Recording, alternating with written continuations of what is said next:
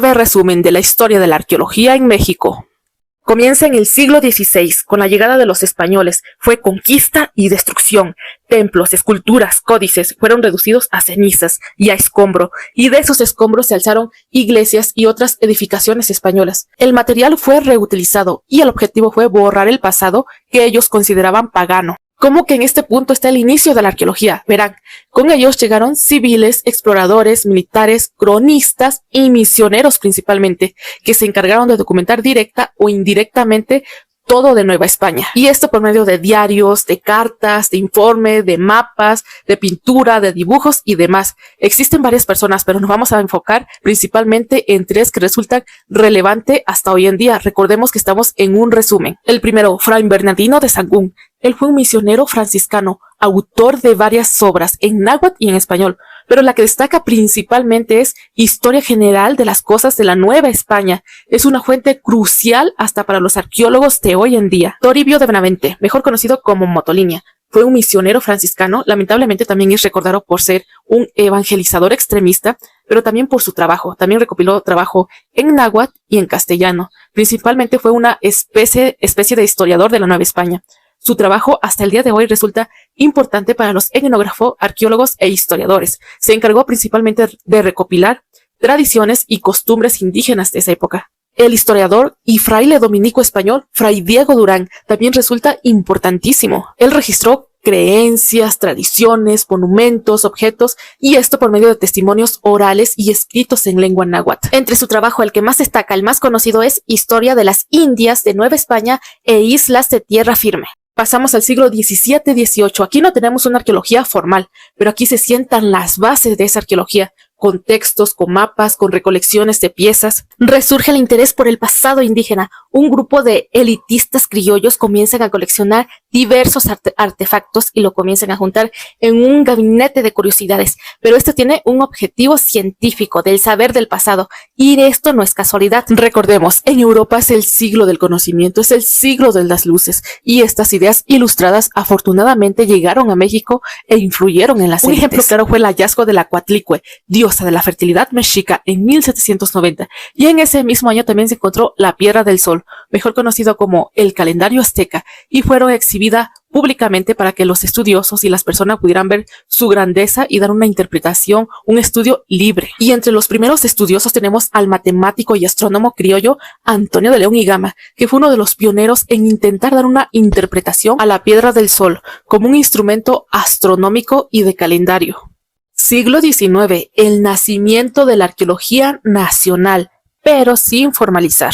Aquí tenemos un personaje importante que fue uno de los principales detonadores de los estudios arqueológicos en México, el explorador y militar Guillermo de Dupains. Fue enviado por el rey Carlos IV de España, con el objetivo de documentar monumentos antiguos de la Nueva España. Él fue célebre en todo el mundo por encabezar la Real Expedición a Nueva España entre el año 1805 y 1809. En 1821, México finaliza su proceso de independencia y entonces surge el nacionalismo, que busca construir una identidad mexicana a partir del pasado indígena. En 1825 se funda el primer Museo Nacional Mexicano. Comienzan las primeras exploraciones arqueológicas, aunque todavía sin un método riguroso y científico. Las exploraciones en Mictlán, en Palenque, en Monte Albán, en Teotihuacán. En 1831, Jean-Frédéric Waldeck fue financiado por el gobierno mexicano para llevar a cabo sus expediciones en Yucatán y Chiapas, y esto con el objetivo de estudiar antigüedades de la región. Pero lo que al final él hizo fue difundir imágenes de las ruinas mexicanas de manera romantizada. Antonio García y Cubas, él fue un historiador y geógrafo, el creador del primer mapa mexicano y que integró la arqueología a sus obras. Durante la época del Porfiriato, las ciencias y las exploraciones arqueológicas tuvieron un gran impulso como no se ha vuelto a ver, pero eso sí, claro, con fines elitistas. Siglo XX, tenemos una arqueología institucional y científica. En este siglo se formaliza la arqueología como una disciplina científica y se crea instituciones sólidas. Después de la Revolución, el nuevo Estado promovía un nacionalismo indigenista. En este siglo se comienzan a usar nuevas técnicas de investigación como la estratigrafía, el fechado por carbono 14 y la arqueobotánica. En este siglo también surge la preocupación de una mayor conservación de nuestro patrimonio, lo que llevó a fundar el 3 de febrero de 1939 el Instituto Nacional de Antropología e Historia. Y ahora sí, ya con métodos más rigurosos, se llevan a cabo exploraciones en Teotihuacán, en Monte Albán y en Palenque. En 1978 se encuentra el monolito de Coyochauqui, diosa de la luna, lo que detonó el proyecto del Templo Mayor. En este siglo tenemos a 3 personas que, si no mencioné antes, es porque su trabajo debe de ser ampliamente estudiado, ya que sus aportaciones resultan de una gran importancia para la arqueología y para México en sí mismo. Pero esto es un resumen y el tiempo no me alcanza para mencionar todas las grandes aportaciones que hicieron por este país. Manuel Gamio, él es pionero de la antropología mexicana, estudió antropología en Estados Unidos con Franz Boas y regresó a México. Él defendía una arqueología social. Él excavó Teotihuacán y fue uno de los primeros en implementar la estratigrafía. También es recordado por defender a comunidades indígenas y tratar de incorporarlos a proyectos de Estado. Una de sus obras más conocidas es La población del Valle de Teotihuacán. Bienvenidos, viajeros del universo, a este espacio y a este tiempo. Yo soy Diana Poixtán. Alfonso Caso excavó Monte Albán, descubrió la tumba 7 e introdujo métodos sistemáticos, además de ser un impulsor del Instituto Nacional de Antropología e Historia. Eduardo Matos, él estuvo a cargo de dirigir el proyecto del Templo Mayor. Él fue un gran divulgador, él promovía una arqueología crítica y nacionalista, uno de los principales críticos del saqueo arqueológico en México. Y pasamos a la primera década del siglo XXI.